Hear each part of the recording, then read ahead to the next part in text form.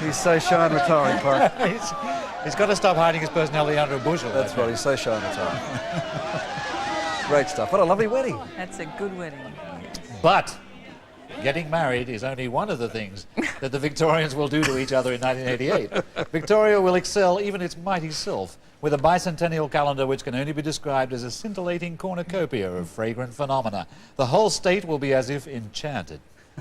At the Tastes of Australia Festival, food and wine will be made to disappear as if by magic. At the Rock Festival in April, John Farnham and others of his ilk will purvey that insidious rock and roll music while young people jump up and down rhythmically. All over the state there will be new parks, new walking tracks, and on Phillip Island a new rookery for Victoria's large penguin population. Graham Murphy will stage a dance spectacular. At the International Comedy Festival, international comedians will tell international jokes. The new National Tennis Centre will open.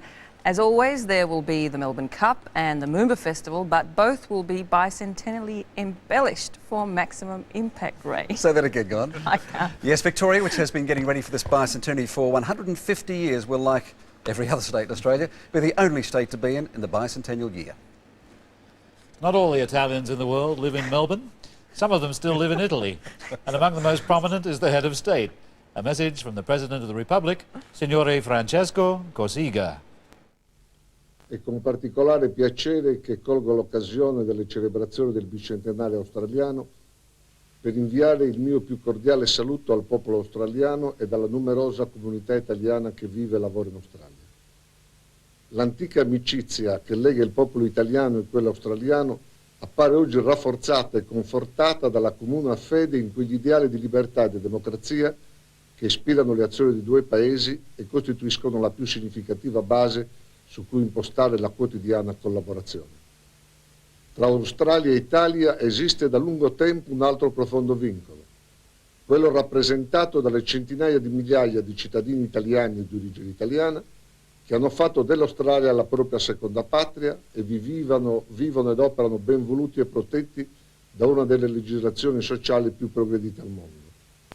Nell'esprimere l'auspicio che la celebrazione del bicentenario, a cui l'Italia non mancherà di apportare il suo contributo, favorisca il consolidamento dei legami tra i nostri due paesi, formulo a nome del popolo italiano e mio personale i più sinceri auguri di prosperità e benessere al popolo australiano.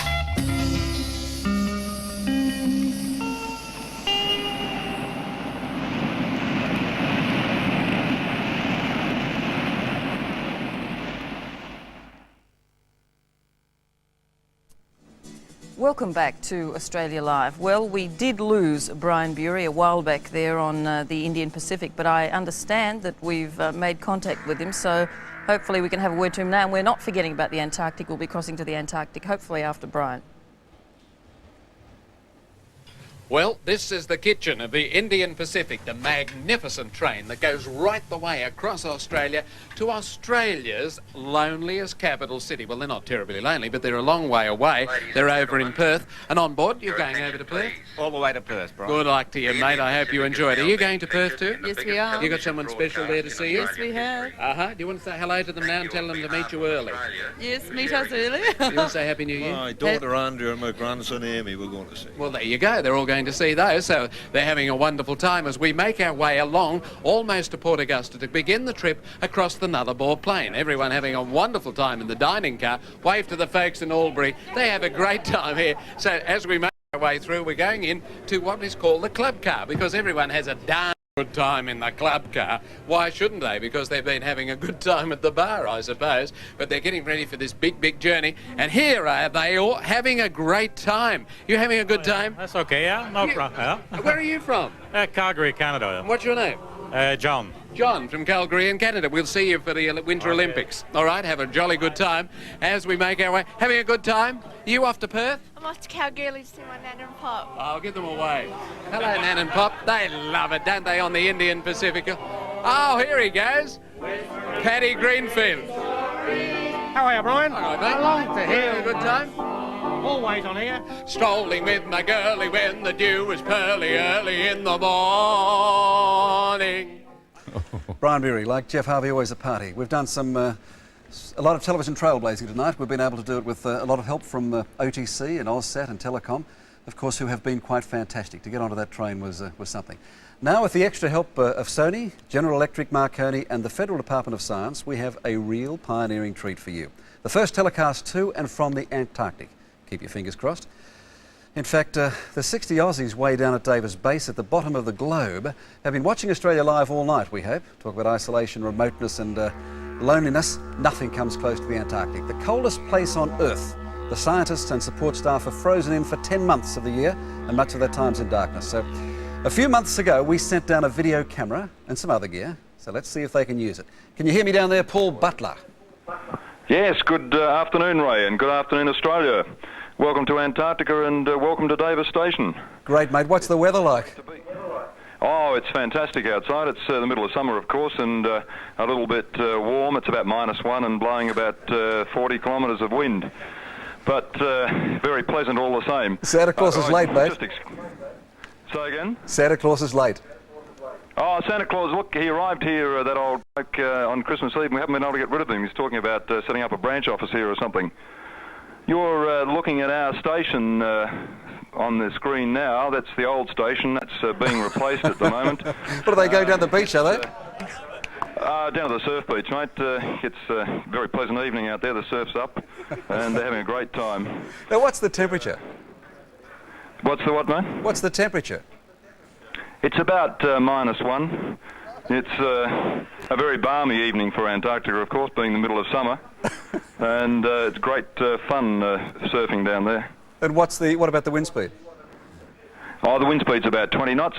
Listen, let's take this opportunity now, Ray, to wish Australia best for the Bicentenary.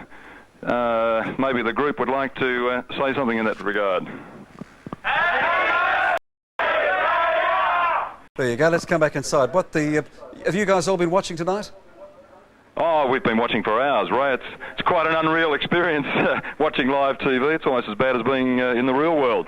This is wonderful. You realise that the real television programs back here, are going to have to worry. You've the professionalism of you blokes. Splendid style. Look, I've hogged the microphone enough, Ray. What about I hand over to one of our staff, young Doug the Dieso, and let him introduce you to some of the guys. Come on, Doug. We know you're one of the larrikins. Take it away, Doug. Hello, I'm Doug Cameron. This is 3 minutes. What I'm going to do is put you through a bit of an introduction to some of the people. This here is Peter Sprunk. He is our plant inspector, otherwise he's my boss. And Peter was naturalised today. How does it feel to be an Australian, Pete? I don't know yet. It's only been 4 hours. Well, how do you feel now? I see a scientist. We call them boffins. That's an affectionate sort of a term we give them. What sort of a boffin are you, John? I'm a marine biologist, Doug. I've noticed a bit of biology going on in Davis here. Why is that? Oh, really, Antarctica is such an interesting place for biologists. It's about the only place left that's almost totally untouched by mankind, and it's really interesting studying the adaptations of animals to the cold conditions and the unique conditions here. Leyland Brothers, eat your hearts out. Here we go. Look at this. We've got Max. Get off. Here we got Max the plumber. Max, what are you up to these days? I've been working on the... Fair enough.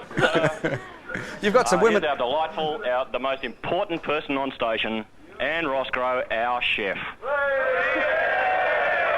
Doug, how many women of the 60 group down Tell me, there? Anne, what's it like to be a minority of 5 amongst 60 males in Antarctica? I really hadn't noticed. Thank you, Anne. Now we've got one of our illustrious helicopter pilots. Hello, Pip Turner. Doug, yes, we take our job pretty seriously. As you can see, we're ready to go any minute. Oh, goodo. And we've got here young Frank O'Rourke, of course. Now, what do you do, Frank? Well, look, Doug, sometimes I'm a weather observer, and what I do is throw up balloons at 5 o'clock in the morning and then sleep for the rest of the day. It's a great life. Must be painful. All right, Doug the Diesel, can we just hold it there? You're obviously shy and retiring like Jeff Harvey and Brian Bury. Sorry, Jeff. Sorry, Brian. I'm not really trying to take your job, and I'm... Now listen, where's David White? I've got my union card on me, sorry. Where's David White? Dave. Where's Dave? David, I understand. David White's Met Observer. David, I understand that you had a little baby girl in Melbourne a little while back, whom you haven't seen yet. Yes, Ray, that's correct, yeah. I guess you miss Elsa, the mother, and certainly you miss the baby you haven't seen. I'm sorry, I missed that. How long have you been down there, David? About almost a year now, 11 months. Wouldn't it be nice if we could actually show you your little baby and the mother? Yeah, it'd be delightful, yes. Well, we're going to do that. Elsa, there you go. Out of Melbourne is Elsa and Peggy, the new baby. Who's that, Peg? We didn't expect the son as well. There's your daddy, darling. Look, Peg. Oh, wow. Oh, David. How are you? Happy New Year.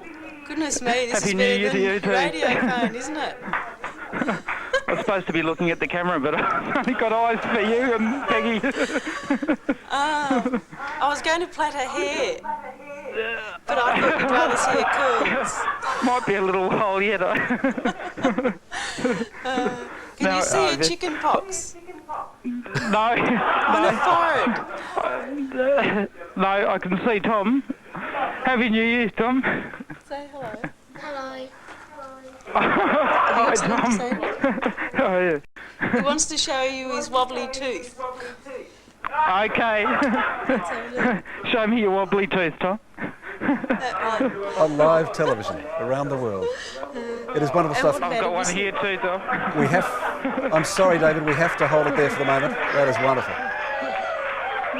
David and Elsa, we must get on with the program. Can we just have a quick look at Derek Roach, who set all this up, to thank Derek. Derek, poke your head out from behind the camera. Where's Derek? Hi, folks. Derek, anytime you want a job in television, Derek, just let us know. We have to get Derek anytime you want a job in television, let us know. You've done a wonderful job down there.